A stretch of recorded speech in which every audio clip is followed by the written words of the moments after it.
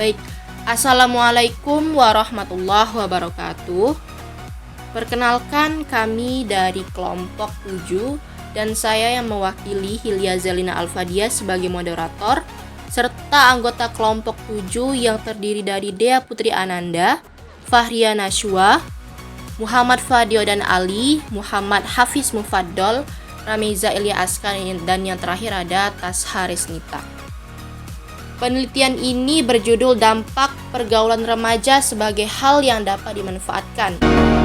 Penelitian ini dilatar belakangi oleh banyaknya info mengenai dampak pergaulan bagi siswa yang akan berdampak padanya ke depannya dan membuat pentingnya hal ini dibahas. Bermacam-macam dampak yang dapat diperoleh bagi siswa sebagai hasil pergaulan yang mereka ikuti selama berproses, terutama pada masa-masa sekolah ya.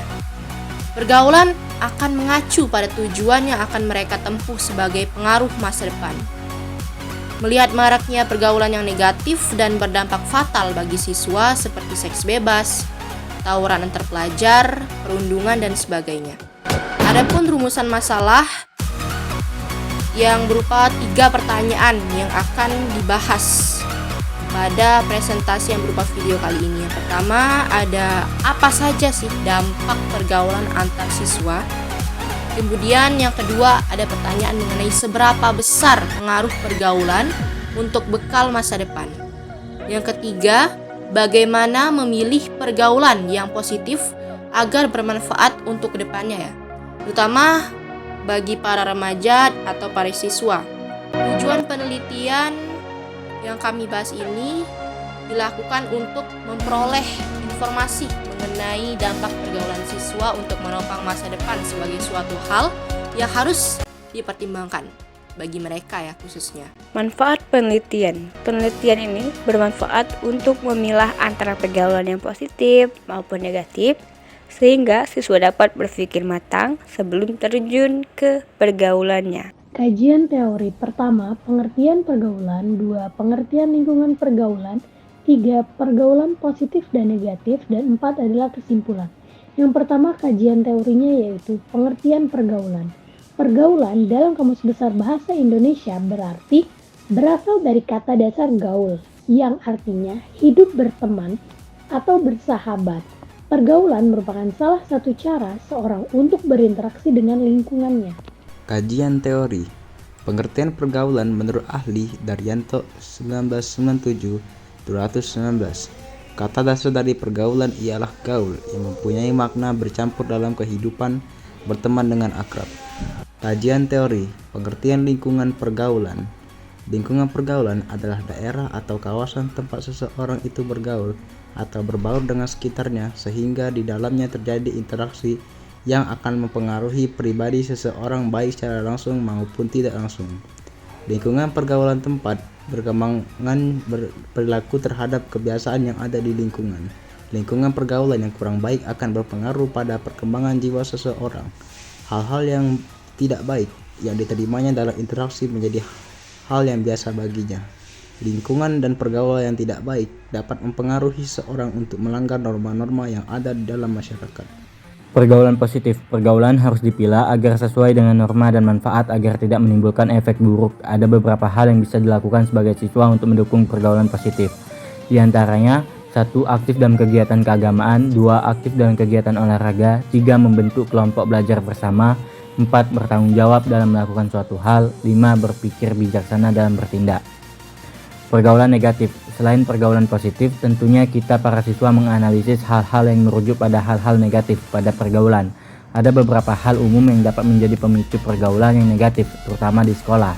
Di antaranya, pertama, ikut-ikutan dalam kegiatan yang negatif seperti tawuran. Kedua, kebiasaan seperti merokok yang berdampak pada narkoba. 3. Pergaulan bebas. Dan keempat, melanggar aturan. Dampak pergaulan. Dampak positif: 1. Menambah wawasan. 2. Menambah pengetahuan. 3. Menambah kewaspadaan. 4. Tidak tertinggal zaman. 5. Menambah teman. Terdapat 5 dampak negatif dari pergaulan bebas. Yang pertama, akan mengikuti pergaulan yang bebas. Cara penanggulangan pergaulan: memilah dan memilih pergaulan. Yang kedua, hamil di luar nikah. Yang ketiga, terkena penyakit kelamin. Yang keempat, timbul masalah dalam keluarga, dan yang terakhir, dianggap jelek oleh masyarakat sekitar. Metode penelitian. Metode penelitian kualitatif adalah pendekatan penelitian yang digunakan untuk memahami fenomena sosial atau manusia dari perspektif partisipan yang terlibat. Pendekatan ini menekankan pada pemahaman mendalam tentang pengalaman, pemikiran, dan konteks sosial dari individu atau kelompok yang diteliti. Hasil penelitian, pergaulan remaja pada zaman sekarang ini sudah sampai pada taraf mengkhawatirkan. Semua media massa baik elektronik maupun cetak dengan leluasa menampilkan hal-hal yang dapat mengakibatkan merusak akhlak generasi muda pada masa sekarang ini. Pergaulan yang dilakukan siswa berdampak untuk kedepannya, baik pergaulan yang berdampak positif maupun yang berdampak negatif. Selain itu, hasil penelitian dari karya ilmiah yang kami diskusikan adalah pergaulan dapat menentukan arah tujuan mereka dalam langkah. Siswa yang masih di bawah umur masih belum memikirkan untuk kedepannya, dalam artian masih labil. Pengaruh pergaulan bagi siswa tentunya sangat besar, karena ruang lingkup yang menjadi tujuan siswa untuk melangkah nantinya, bukan sekedar ikut-ikutan.